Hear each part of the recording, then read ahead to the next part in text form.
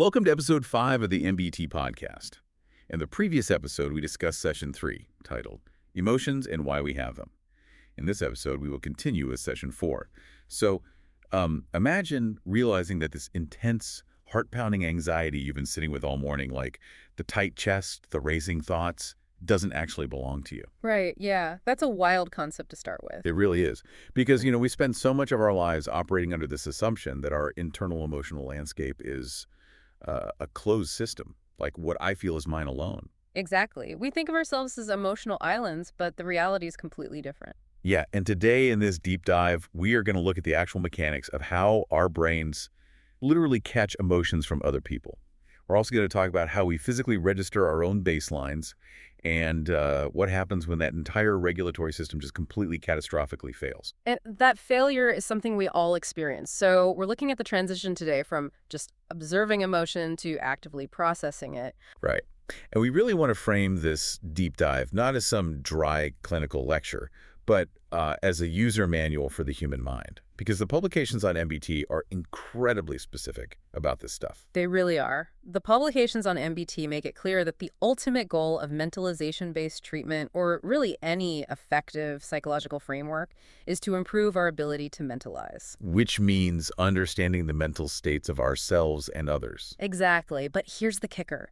You cannot mentalize if you are fundamentally illiterate when it comes to identifying the underlying emotions. You just can't. It's like trying to fix a really complex engine, right? You can't tune it up if you don't even know what the different parts are or what the warning lights look like on the dashboard. That is a perfect analogy. We are moving past the theoretical today and looking at the actual physiological hardware. Okay, so let's challenge that idea of emotional illiteracy right away. Because I think a lot of people listening to this deep dive would assume they are perfectly capable of identifying an emotion. Sure. I mean, we've been categorizing feelings since preschool, right? Yeah, happy, sad, angry, scared. It seems basic. But the text frames this not as a simple cognitive labeling exercise, but as this deeply physiological, almost mechanical process of data gathering. It's incredibly mechanical. The publications on MBT break this down into two distinct lenses for outer perception. Right, how we recognize emotions in the external world and other people. Exactly. And the text splits our outward perception into two separate channels. The first is purely observational. Like the external signal. Yeah, the observable physical changes.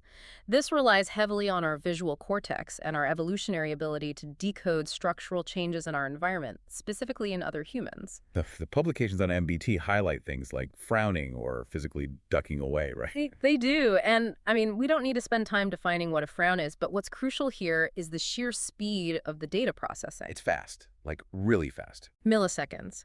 When someone physically cringes, they are engaging in a defensive reduction of their physical profile. They're trying to mitigate a perceived physical threat. And our brains process that specific data point instantly. We don't consciously sit there and think, oh, that person is making themselves smaller, therefore they must be anticipating danger. Right. There's no slow, deliberative reasoning happening.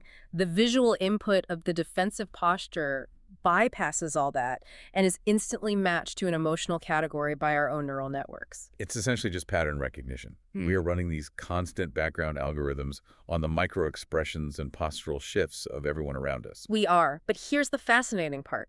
If observational pattern recognition was the only way we understood each other, we would essentially be functioning like highly advanced sociopaths. Wow. Okay, wait, explain that. Well, we would be analyzing all this data without any internal resonance.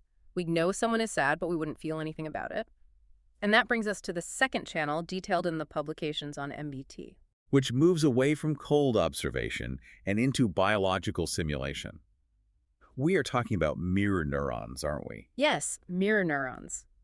This is where the barrier between self and other becomes neurologically porous. Porous is a great word for it. It's like we just absorb it. We really do. So, mirror neurons were originally observed in the premotor cortex of macaques, and they fire both when an animal acts and when the animal observes the exact same action performed by another. Okay, so in the context of human emotion, this means we possess a built-in neurological mirroring system. Exactly. The publications on MBT use a really common example for this, tearing up when you watch a protagonist cry in a movie. Oh, yeah? Happens to me all the time. Even on airplanes when I'm watching something completely cheesy. Right. And what's fascinating here is that your prefrontal cortex, your logical reasoning center, is perfectly aware that you are just watching pixels on a screen. Yeah, I know the actor's reading a script. I know they're probably on a soundstage in Burbank. Exactly. But your effective neural circuitry, which is driven by this mirroring process, actually simulates the emotional distress you are witnessing as if it were happening to you. Okay, but let me push back on how useful that actually is. Because if I'm physically feeling what someone else is feeling, aren't I just adopting their stress? That is the big question. Like if I'm watching my partner have a panic attack and Yeah. my mirror neurons force my own nervous system into a state of acute panic, I am no longer in a position to help them. No, you're really not. I'm just vibrating at the same frequency of terror. So how is that actually helpful for understanding them? If I get lost in my own mirrored reaction, doesn't that destroy our ability to mentalize? I am so glad you brought this up because that isn't just some hypothetical flaw in the system. The publications on MBT specifically highlight this exact danger regarding affective resonance. So the text agrees that it's a trap. Completely. Biological mirroring is the bedrock of empathy, yes, but unmitigated, it is literally just emotional contagion. And contagion is a reflex. Like when one baby cries in a nursery and suddenly all the other babies start crying too. Exactly. That isn't mentalizing. That is just a shared autonomic nervous system panic. Right, there's no understanding happening there, just noise. Yeah, the clinical pitfall is the blurring of boundaries. When you experience that mirrored anxiety from your partner, your brain, which absolutely hates unresolved physical arousal, by the way, will start looking for a narrative. Oh, wow. Okay, let's unpack this. So my brain doesn't want to accept that I am just a biological sponge reacting to the room? No, it wants a reason for the cortisol spike it's currently experiencing. That is so insidious. So I might suddenly decide I'm furious about the fact that the house is messy, or I might start spiraling about an email from my own boss simply to justify the mirrored anxiety my body is flooded with. Exactly. You are retroactively creating a crisis to match a borrowed physical state. I'm making up a story because my heart is beating fast. And in doing so, I've completely abandoned the person who originally needed my understanding. You have. You are now entirely focused on your newly manufactured crisis. You cannot mentalize their state because you've unconsciously appropriated and mislabeled it as your own. Man, that happens all the time. People start fighting, and they don't even know why. It's incredibly common, and this is why the publications on MBT argue that the capacity to differentiate between what belongs to you and what belongs to the external environment is the absolute linchpin of emotional regulation. Which means we need a rock-solid baseline. If we are constantly absorbing and reflecting the ambient emotional temperature of the room, the only way to realize we've been hijacked is to know exactly what our own resting state feels like. Precisely, and this is where the publications on MBT make a really fascinating pivot into the second section of our discussion. Right, moving from recognizing emotions in others to recognizing them in ourselves. And the text doesn't focus on cognitive thoughts here, does it? Not at all. It doesn't tell the reader to sit around and analyze their internal monologue. It focuses entirely on somatic physical signals. Like bodily symptoms. The text points to really specific physiological markers like knocking knees or a feeling of pressure behind the eyes. Yes. And if we connect this to the bigger picture, the shift from cognitive awareness to somatic awareness is critical because of the timeline of how our neurology processes things. Meaning the body knows before the brain does. Exactly. The body registers an affective shift long before the prefrontal cortex can generate a linguistic label for it. That's wild, because we tend to think of emotions as top-down, right? Like, I think a sad thought, therefore my body cries. That's the assumption. But often, it is entirely bottom-up. The autonomic nervous system detects a threat or a loss, triggers a cascade of neurochemicals, alters your heart rate. Shifts your blood flow? Yeah, shifts your blood flow. And then seconds or even minutes later, your conscious mind catches up and says, oh, wow, I'm feeling profound grief. It's like the body is an early warning radar system. So let's dissect those specific physical symptoms the text highlights, because they aren't random at all. They're highly mechanical responses. Take knocking knees. That is a very specific physiological event. It happens because the sympathetic nervous system is preparing for a fight-or-flight response, right? Yes, it aggressively redirects blood flow away from the extremities and toward the major muscle groups. And the slight tremors, the knocking, are actually the result of epinephrine flooding the neuromuscular junctions. Your muscles are essentially idling at a high RPM. They are prepared for immediate explosive action. Which is crazy when you think about the context. You, as the listener, might be sitting in a perfectly safe boardroom telling yourself you were just mildly annoyed by a coworker's PowerPoint presentation. But your neuromuscular junctions are preparing you to sprint away from a predator. Right, your internal threat level has spiked, and you don't even cognitively realize it yet. And the pressure behind the eyes that the publications on MBT mention is similarly mechanical. What's happening there? Is it blood pressure? It's vasodilation. The blood vessels in the face and around the ophthalmic artery are expanding. They're often anticipating the need for tear production. And tears are a soothing mechanism, right? Exactly. It's a parasympathetic, self-soothing mechanism. The body is literally preparing to deploy endogenous painkillers, which are present in emotional tears, before your conscious mind has even accepted that a painful psychological event has occurred. That reframes the entire concept of self-awareness for me. We treat the body like it's just this meat vehicle carrying around the important part of the grain. But the somatic nervous system is the radar. By the time the commander in the control room, your conscious, linguistic mind realizes the fortress is under attack, the radar has been spinning and sounding alarms for 10 minutes. So if you were waiting for a clear, articulate thought like, I am feeling increasingly dysregulated and defensive, you have already missed the window for early intervention. You've completely missed it. You have to learn to read the vasodilation. You have to learn to read the muscle tremors. What's the clinical term for that? Feeling your own internal body stuff. It's called interoception. It's the ability to perceive sensations inside your own body. And I'd imagine people who struggle with mentalizing probably have pretty bad interoception. Often, yes. They have incredibly poor interoceptive awareness. There's a condition called alexithymia, that's common here, which is the inability to identify and describe emotions in the self.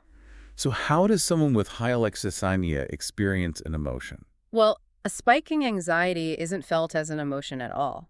It is often misinterpreted as a purely medical, physical crisis. Like they think they're literally dying. Yeah, they think they are having a heart attack or they develop severe gastrointestinal distress because the brain cannot translate the somatic data into an emotional narrative. Wow. So the mandate from the publications on MBT is to actively bridge that gap. I want to address the listener directly here. You have to become a student of your own unique physical tells. What happens in your body before you even realize you're angry or sad? Exactly. When your ears get hot, when your throat feels suddenly restricted, or when you feel that sudden, inexplicable drop in your stomach, those are not random biological misfires. No, that is vital data. And recognizing that data is the absolute prerequisite for what the text introduces next. Emotion regulation. Because once you feel that pressure behind your eyes, the immediate question becomes, what on earth do we do with it? Right. And the publications on MBT are very deliberate in defining what emotion regulation actually entails, largely by defining what it is not. Okay, lay it on us. What is it not? The text explicitly states that emotion regulation is not suppression. It is about understanding emotions and managing them so they don't become too intense, keeping them in a functional middle ground. I think we have a massive cultural blind spot here, because here's where it gets really interesting. We are told our whole lives to control our temper or stop crying. Which sounds a lot like suppression. Exactly. Yeah. Depending on your upbringing or your work environment, displaying intense emotion is often categorized as a moral failure, like you lack discipline. The Stoic ideal is constantly pushed on us, the idea that the strongest person in the room is the one who feels nothing, or at least shows nothing. Right. So is the text arguing that trying to shut off the emotion actually prevents us from mentalizing altogether? Yes. Emphatically, yes. If we look at the neurobiology, suppression is actually a catastrophic failure of regulation. Because you're just bottling it up. More than that, we have to look at allostatic load. The wear and tear on the body that accumulates as an individual is exposed to repeated stress. When you suppress an emotion, you are essentially engaging in a localized neural war. A neural war, I like that. Who's fighting? Well, the amygdala is still firing, signaling a threat. The sympathetic nervous system is still pumping out cortisol. But instead of processing the emotion, which would eventually trigger the parasympathetic system to calm you down, you use massive amounts of cognitive energy from your prefrontal cortex to act as a dam. So you are forcing your outward appearance to remain calm while your internal state is absolutely redlining. Exactly. And if you suppress the emotion, you lose the data required to understand the situation. I think of it like an audio mixing board. True regulation isn't hitting the mute button on the track. If you mute the bass entirely, the song loses its depth. That's a great way to look at it. Yeah, like if you mute your anger entirely, you lose the vital data that tells you someone is violating your boundaries. The publications on MBT argue that without emotions, we cannot understand ourselves or others, right? They are essential data points for navigating social reality. But going back to your mixing board analogy, if you push the fader all the way up, if the volume of the emotion peaks. The speakers blow out, the audio becomes distorted noise, you can't hear the lyrics anymore. Right, and that distortion is the loss of cognitive function. When emotional intensity crosses a certain threshold, the brain sacrifices higher-order processing for survival mechanics. Because mentalizing is hard work for the brain. It requires a tremendous amount of computational power. You have to hold multiple perspectives, consider context, project future outcomes. In a state of extreme emotional arousal, the brain deems that computational power a luxury it can no longer afford. So the prefrontal cortex effectively goes offline, and you are left with automatic, unthinking reactions. Exactly. So the goal of regulation, the Goldilocks zone, is to keep the fader in the middle. Not too much, not too little, loud enough to hear the data, but not so loud that it blows out the rational mind. And the text makes a crucial point that this Goldilocks zone is highly individualized.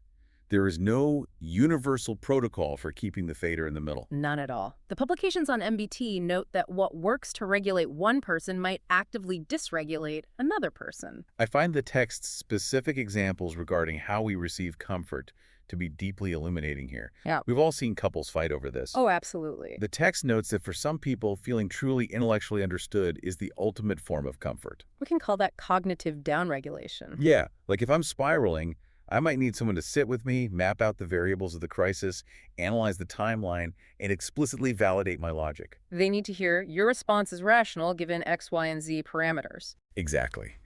That intellectual structuring provides a cognitive scaffold for my runaway emotion. It reins the feeling in by giving it a logical framework. But for someone else, that exact same analytical approach would feel incredibly alienating. It would feel cold. For another individual, the publications on MBT point out that words might be entirely useless or even irritating. What do they need instead? They require somatic physical reassurance, a physical arm around the shoulder, or a noticeable display of shared empathy. They need to see that you are feeling it with them, not just thinking about it with them. Right. If you try to analytically deconstruct the emotional state of someone who desperately needs physical somatic grounding, you run the risk of intellectualizing their pain. And they will interpret that as emotional abandonment. And conversely, if you silently hug the person who needs intellectual validation, they might feel patronized. Yeah. Like, I'm trapped in a complex cognitive puzzle, and you are treating me like a frightened toddler. Which highlights exactly why mentalizing is the core goal. You have to be able to accurately read the mental state of the person in front of you to offer the correct regulatory support. You cannot just apply your own preferred coping mechanism to their nervous system. That's such a huge takeaway. It really is. But this leads us to a much darker question. What happens when this delicate balance fails? When the emotion isn't just intense, but entirely unmanageable. Exactly. When regulation fails completely, the emotion escalates beyond mere intensity.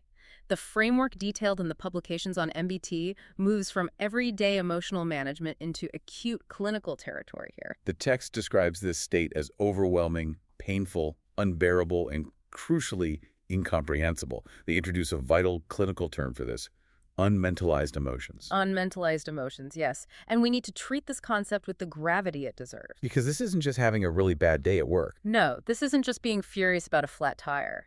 An unmentalized emotion represents a total collapse of psychological meaning. It is raw, unprocessed psychological pain. You emphasize the word incomprehensible. Let's unpack that. Why does it lose meaning? To understand an unmentalized state, we have to look at how a healthy mind processes a painful event. In a regulated state, if you experience a profound rejection, you feel terrible pain, but it has a narrative structure. Like, I am devastated because I valued that relationship and now it is gone. Right. You can say, I will grieve, but I understand why I'm hurting. The pain has a shape. It has boundaries. It exists within the context of a timeline, a past where it happened, a present where it hurts, and a future where it might hurt less.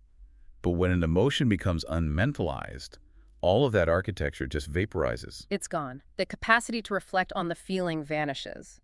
Because the person cannot understand what they are feeling or why they are feeling it, the emotional state becomes a trap they are stuck in. They can't imagine a future where the feeling stops. Exactly.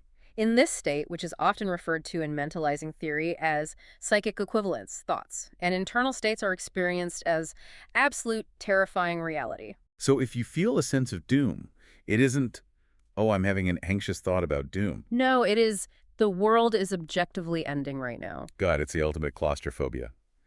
I like to liken an unmentalized emotion to being trapped in a pitch-black room with a blaring siren in your ears. That's a terrifying image, but very accurate. You don't know where you are, you don't know why the alarm is sounding, and you don't know how to turn it off.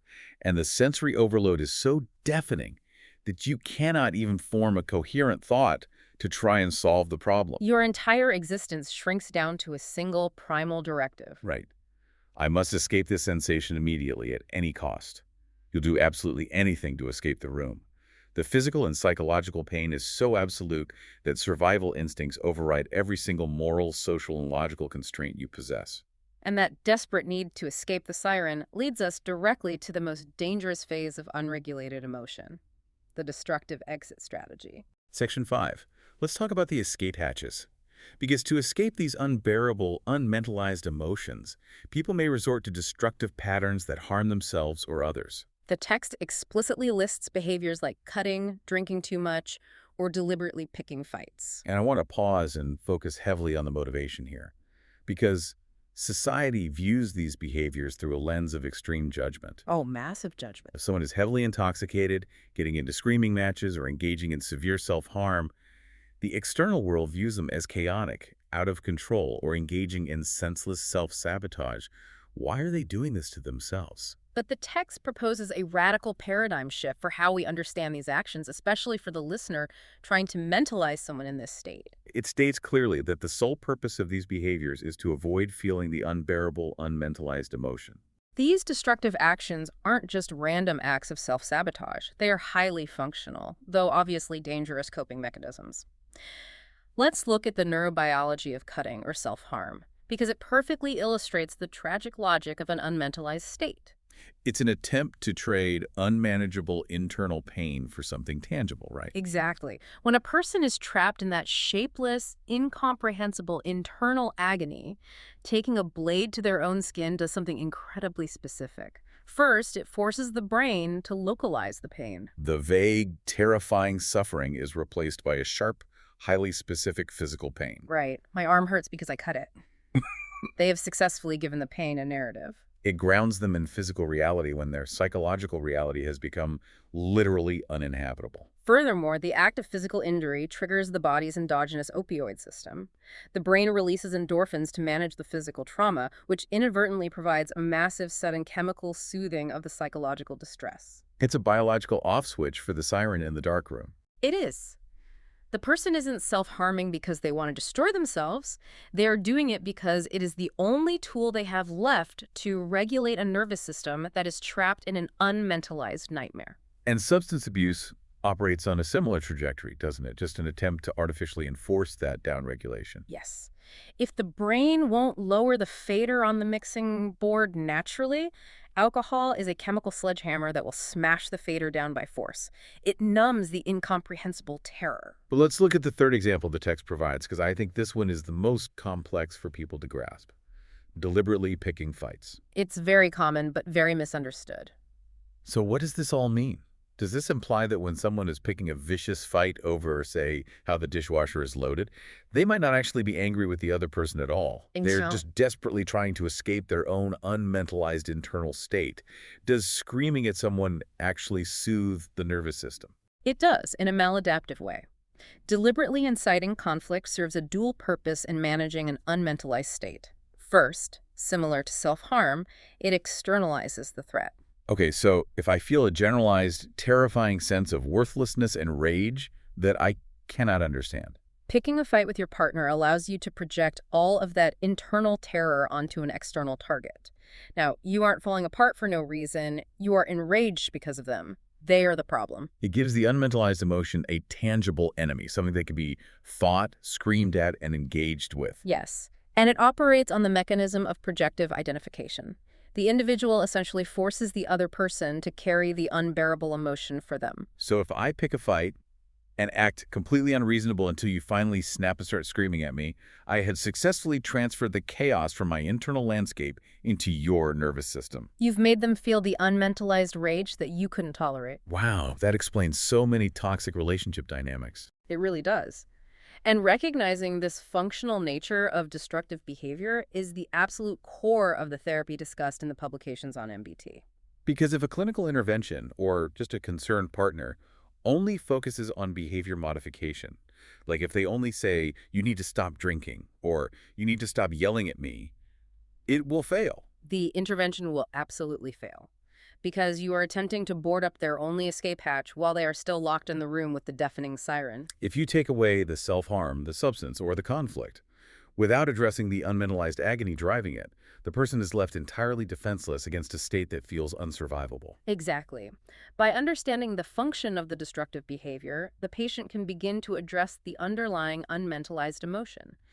And the publications on MBT provide a specific blueprint for getting out of this trap. Which brings us to Section 6, the therapy toolkit. Because these emotions have such severe negative consequences, talking about them in therapy is crucial to reduce the chances of relapsing into destructive behavior. The overarching clinical goal here is very specific: shorten the duration of this emotional state. Right. The objective isn't to reach some state of perpetual zen where you never get upset again. That's impossible. The objective is to recognize the descent, hit the brakes, and restore cognitive function before the primal urge to use a destructive escape hatch takes over. And to do this, therapy utilizes what the text calls a signaling plan. Let's analyze that. How does a signaling plan loop back to those early warning signs we talked about?